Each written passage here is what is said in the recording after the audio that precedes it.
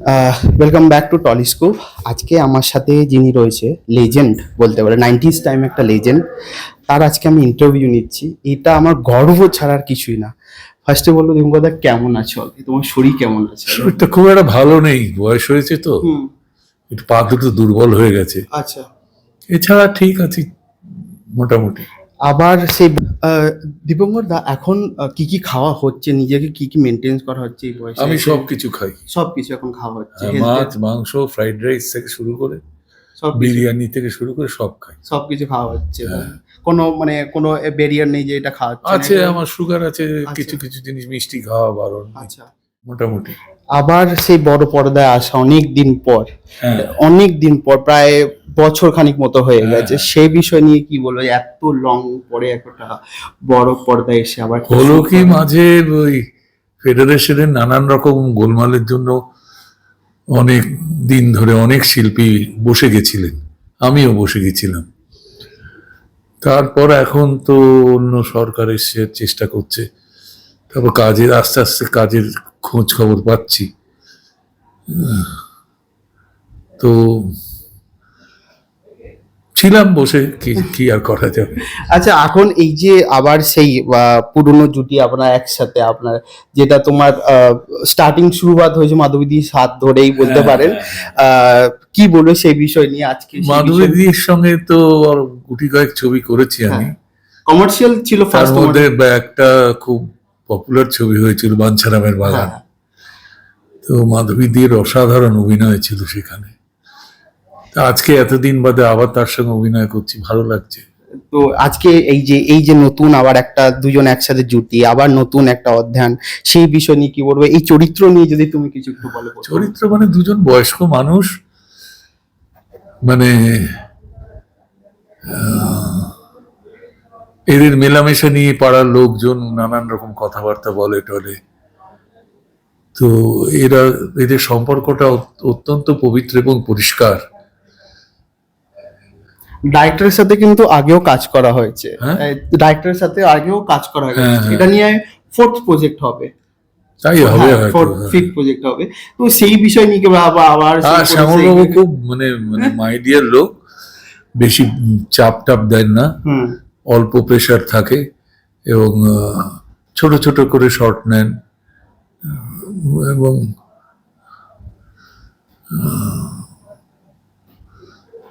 তার একটা নিজস্ব ধারা রয়েছে। মানে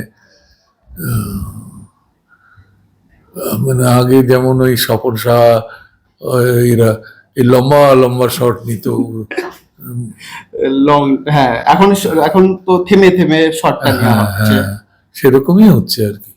আচ্ছা, দীপঙ্কর দা, আজকাল যে টাইমের যুগে যদি বলা হয়, 90s টাইমে যেটা শুট বলা হচ্ছে, ডিজিটাল আগে ছিল না ওই টাইমে, এখন ওটিটি খোলা হয়েছে, তো সেই বিষয় নিয়ে তুমি কি দেখছো বা কি ভাবছো? ওটিটিতে হচ্ছে কি, মানে আগের টাইমে তো ওটিটি ছিল না, এখন নাম্বার অফ ডেজ খুব কম থাকে, তার মধ্যে 7টা-8টা করে সিন তুলে নেয় তারা।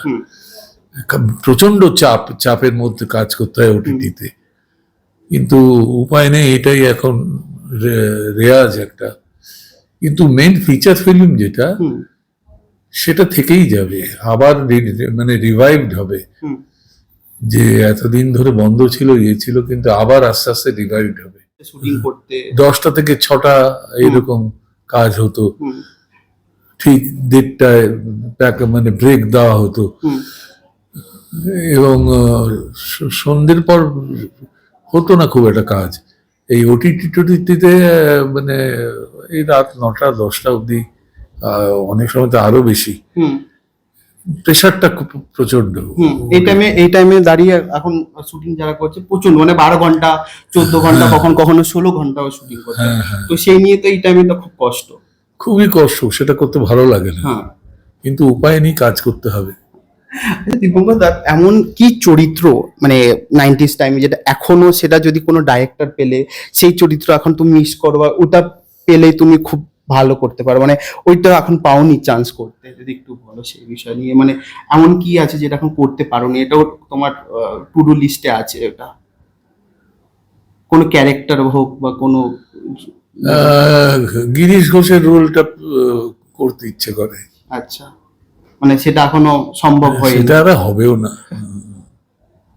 আচ্ছা, হচ্ছে যে তোমার ওই টাইমের জেনারেশন টাইমে তখন প্রচন্ড হিট ছিল, যেমন সত্যজিৎ রায় যে বলা হোক, ওদের সাথে কাজ করে একটু অভিজ্ঞতার একটু যদি বলো। তারা অত্যন্ত ডিসিপ্লিন ছিল, একদম 10টার থেকে 5টা 5:30টার বেশি কাজ করতো না তারা, এবং খুব অল্প দিনে শুটিং শেষ হতো। খুব মানে পরিকল্পিত স্ক্রিপ্ট ছিল বলে মানে এই অকারণে টেনে টেনে লম্বা করে শর্ট টট নেওয়া হতো না। তারা বিশ্ববিখ্যাত সমস্ত ছবি উপহার দিয়েছে। লিজেন্ড যদি মহানাম উত্তম কুমার যদি কিছু বলা হয়, তুমি কিছু যদি এখন মনে পড়ে কোন সেই প্রথম শুটিংটা জেনারেশনটা এখন মিস করো? আচ্ছা, আর আচ্ছা, এই যে তো আজকে যে শুটিংটা করছো, শুটিংটা তো চলছে, তো সেই বিষয় নিয়ে কেমন এনজয়মেন্ট করছো, কেমন সবার সাথে? ঠিক আছে, ওই হালকা ভাবে, বেশি চাপ হচ্ছে না, হালকা হালকা কাজ হচ্ছে, মেনে নিয়েছি। আচ্ছা, আজকালকার জেনারেশনে হয়তো আমার পুরনো ছবিগুলো দেখেনি, তো তারা ভাববে যে আমি লোকটা আবার কে এলো।